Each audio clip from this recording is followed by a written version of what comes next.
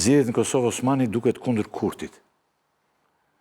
Beteja... Ç'po ndodh shkurt fare dhe a pritet ndonjë ndryshim drastik në rezultat?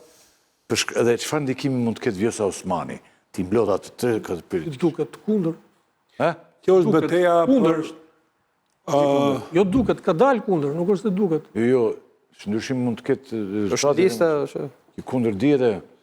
Kjo është... Se s'mund të ishte me... Diskursi është, në thonë drejtën, për të ardhur keq, është beteja për tradhtarin.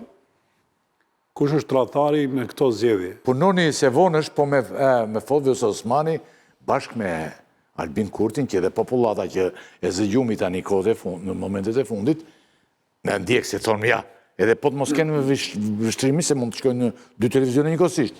E shikojnë Vjosa Osmani dhe këtë dhe kalon popullata, në ndjek ne. Regjia i bën këto, bashkë. Vjosa Osmani dhe Albin Kurtin, se për këtë po flasim. Se ju e nëzirë një sikur është nuse kjo. Nuk është kështu. Sikur kemi nëzirë një nuse. Kjo është beteja me një diskurs të gati të vjetër 30 vjetë, që është instaluar në Kosovë edhe protagonist është Serbia gjithmonë. Dhe edhe këtë herë, beteja për tradhtarin është beteja e diskursit të këtyre zgjedhjeve.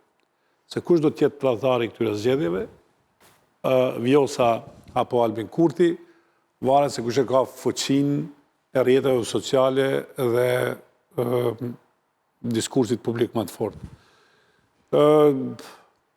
Albin Kurti që në fillim të fushatës përmes grupeve të tij në rrjetet sociale, e ka shpall Vjosa Osmanin tradhtare, duke u takuar me Vučićin, duke harruar veten se ka bërë gjithë ato takime me të, kurse Vjosa Osmani flet për tradhtinë e tij dhe për takimet sekrete që ka pas Kurti dhe Vučić, për cilat nuk din askush përveç Kurtit. Kjo betejë realisht po tregon se sa e fortë është Serbia brenda Kosovës dhe sa ndikuese është një mentalitet që nuk po shërohet nga kjo, e që shpesh herë është ndihmuar edhe nga Tirana.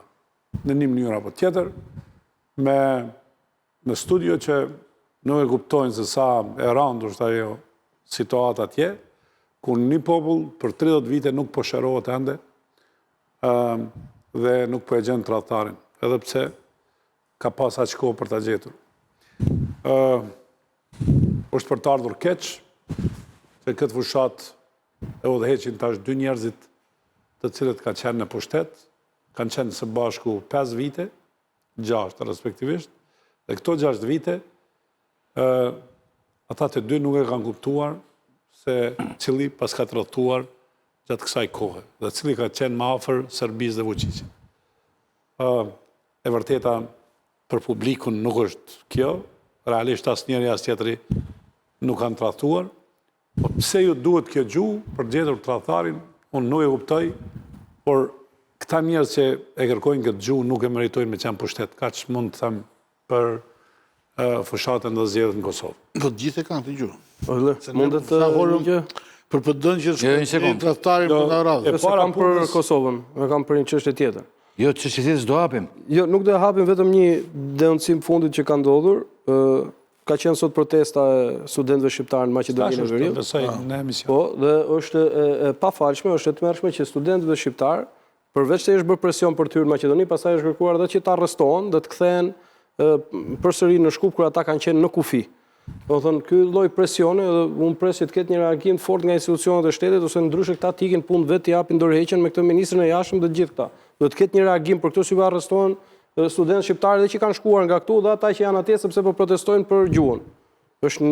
Kalojmë në një absurditet dhe kjo qeveri po rrezikon sigurinë rajonale këtu me këto akte. Dhe këto janë gjitha teza dhe financime të Serbisë. Presi të ketë një reagim dhe duhet ta denoncojmë sa më shumë. Duhet të ketë një reagim nga shteti shqiptar që po arrestohen studentët. Serbin po futni këtu. Po ata janë atje. Ça me thon. Na s'kem asnjë faj. Na s'dim me qeverisë, na s'dim se si ne mund të kemi gabime po sa heq dot gjuhën, po pse faji on tash heq gjuhën. Pse japim fuqinë shtetit që ka hallë? E ka më fuqinë, e ka fuqinë. Se ka fuqinë monetare, e ka fuqinë dhe ka njerëz dhe vet atje. Kush e financoi këtë tezë? Kur e ke firmosur të marrëveshja e orit që ti do e hiqke. Ti e ke aty, po e folin mbi 20% e popullatës, çfarë punë keti që e hiqke nga shkolla? I ka bërë gjithë provimet nga klasa e parë deri në universitet, ku shkoka, Unë kam problem me të gjithë deputetët në parlamentin shqiptar. Kanë një ori jashtëzakonisht të pakta. Jo, vetëm për Maqedoninë, ose po kam jetu Maqedoninë dhe di mirë Maqedoninë si është, po kanë një ori jashtëzakonisht të pakta për regionin. Edhe ju vetë mjafton parlamenti dhe Shqipëria. Dhe ju vetë mjafton ju Fernanda. Mos e hap këtë bisedë, se unë kemi kohë sa dush pa atje Serbia. Kemi kohë, baton aty është Serbia dhe kaq. Po, siç është, jam i zhgënjur me institucionet, jam i zhgënjur me parlamentin. Jam i zhgënjur me kemi një lidhje. Jam i Po pra duhet zhgënjesh me këtë që s'ka akoma një reagim për arrestimin e tyre. Se kemi diçka tjetër. Jo, më lajmërojnë, të lutem. Pra, ndikon në këto zgjedhje Vjosa Osmani, thua ti? Po, natyrisht. I ikin vota Albin Kurtit? Unë besoj që Vjosa Osmani ka dy qëllime. Një, që të rrisë vota lidhën demokratike të Kosovës, dy, të marrë lidhën demokratike të Kosovës. Unë nuk besoj që aja ka më interes që të kthehet si presidente. Shiko, kemi një lidhje me Maqedoninë, një studente Kanina? Të kërkojnë ndjesë për vonesën, sepse ne pa një gogja për plasje për problemet tjera. Në fakt, unë kisha dëshirë që nga Ministria jone e Punës Jashtme të prononcoheshin për këtë problematikë, e heqim këtë titullin në kundër Kurtit dhe vendosni që demonstrata e studentëve në Maqedoni nga Maqedoninë e Veriut. Demonstrata e studentëve poshtë, si sigël, në Maqedoninë e Veriut dhe vajza dhe demonstruese do të na shpjegoj që ndodhi aty dhe do të komentoj. Apo më duket Kanina apo? Po, përshëndetje, uroj të jeni mirë. Unë jam Jona Sela nga Universiteti i Europës Juglindore dhe faleminderit si fillim për ftesën. Gjithashtu isha pjesëmarrëse sot në protestën e dytë që mbaj nga studentët, një protestë paqësore për të kërkuar të drejtën e cila është shkruar me ligj dhe faktikisht është miratuar për të përdorur gjuha shqipe përderisa flitet nga më tepër se 20% e popullatës, por fatkeqësisht nuk aplikohet dhe ne detyrohemi të dalim të gjithë një zëri për të kërkuar këtë të drejtë, për të marrë atë të drejtë që neve na takon.